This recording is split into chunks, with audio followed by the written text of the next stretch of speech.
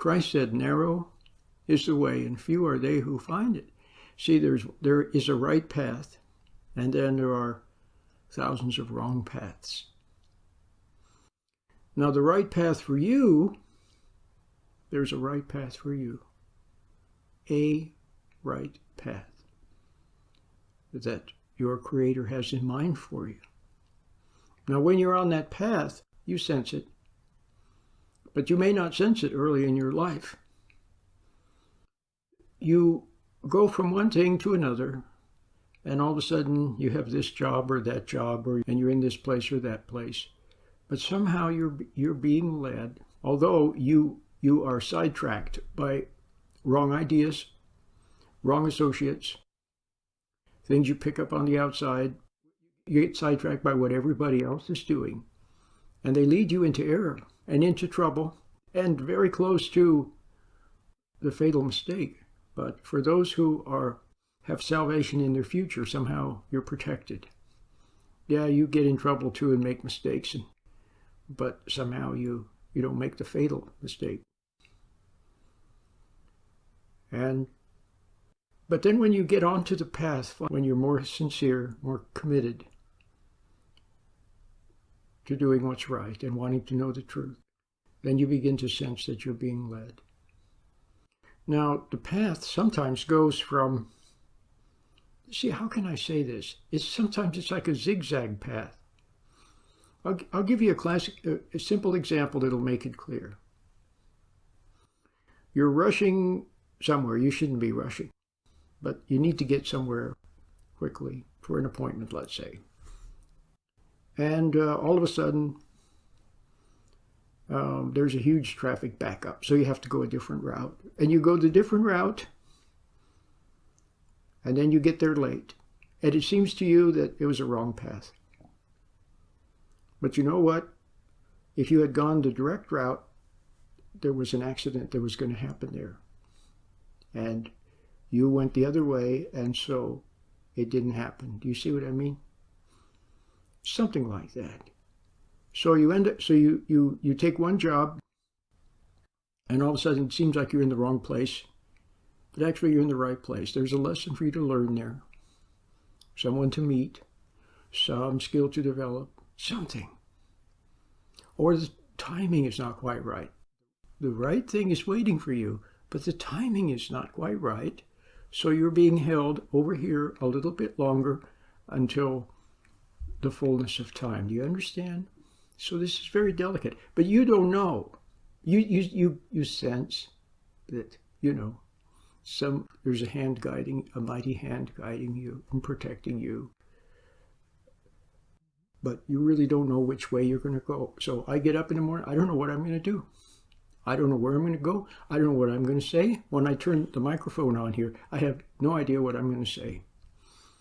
Or sometimes I have a thought in my mind, but then you know what? It ends up totally different. Like this program today ended up totally different.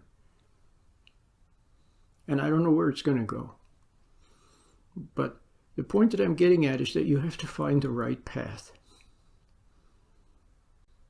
And the way you find the right path is to be very close to your intuition.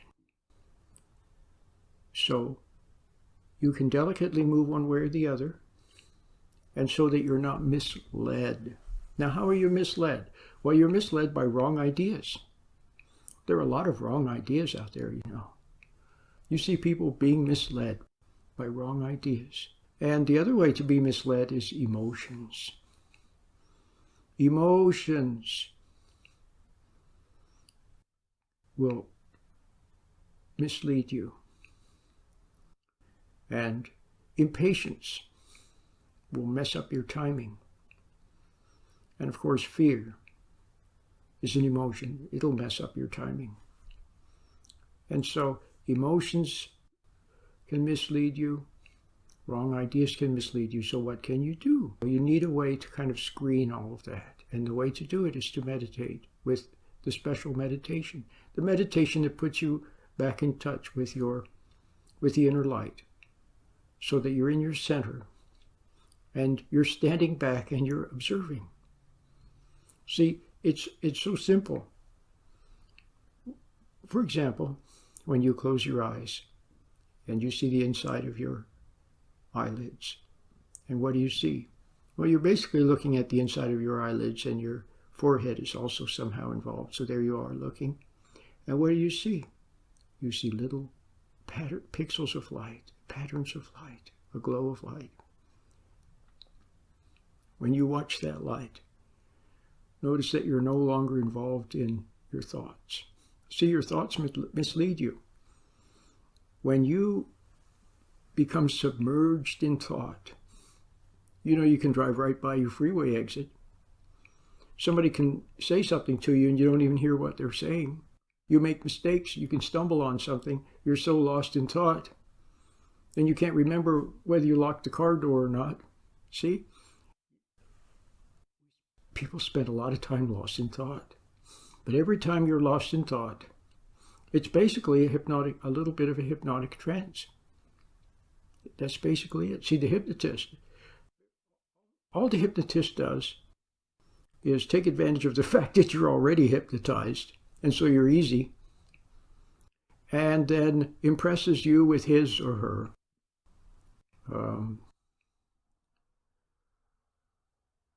dominant personality. See, anybody who can intimidate you, they hypnotize you. So the hypnotist dominates you with their personality, or with a flow of words, or whatever. And then they put ideas in your mind. They tell you to fixate on something, or they tell you to try real hard. Or they paint word pictures. Imagine how much money you could have if you invested in this investment scheme here, or these timeshare condominiums. Imagine being on a sandy beach, having your own condominium, and you see what I mean? And so but where do you go? Into your thoughts. And then you get lost in your thoughts. And when you're in your thoughts, that's when they put ideas in. So when you're lost in your thoughts, ideas come from who knows where. So now you see America. You see rabble-rousers. You see people who do not have your best interests at heart. You see people who are full of hate, destructive. They hate themselves. They want to destroy and tear down. People without understanding. You see them with following the wrong ideas and spouting wrong ideas. And you see forces that want America to fall. Forces that do not love America and what America stands for. They hate it. They take advantage of troubled times to bring wrong ideas. So you have to, just in the same way as when you're looking at the inside of your eyelids and you see the little pixels of light, it cancels out and keeps you separate from the rabid imagination and thoughts, the squirrel cage of thought, where ideas are fed in from outside. You see what I mean? So now you observe that you are separated. But then when you have that stance, when you are standing back, then you go out in the world and you hear people say things and it goes in one ear and out the other. You're not impressed. You're not swayed by emotions. So you watch emotions, watch them rise, let them go. Watch ideas. See? The improper ideas will simply come and go and they won't faze you. If it's a proper idea, then okay, you notice it's a proper idea, but you don't feel emotional about it either. You remain very objective. And from your calm, from the podium of your mind, standing back, you observe thoughts marching by, you see emotions, you see people rushing and doing this and doing that, and you just watch. You watch them from the neutral zone, beyond emotion, beyond thought. So, yes, when you're on the path and you meditate properly, then you will have ideas, but they'll be good ideas. They will come from within. They will come from the inner light. And there'll be noble ideas and proper ideas and right ideas instead of the tricky ones. You must learn how to respond to the inner light, your creator. You must get everything from him. You must get your motivation, your purpose, your direction, your guidance, stimulation, things to work for, comfort, solace, correction. Everything must come from Him. And if you have any emotions, proper emotions like repentance, joy, awe, wonder, delight, if you have any emotions, higher quality emotions, once again, they're from responding to the light, to the inner light from your Creator.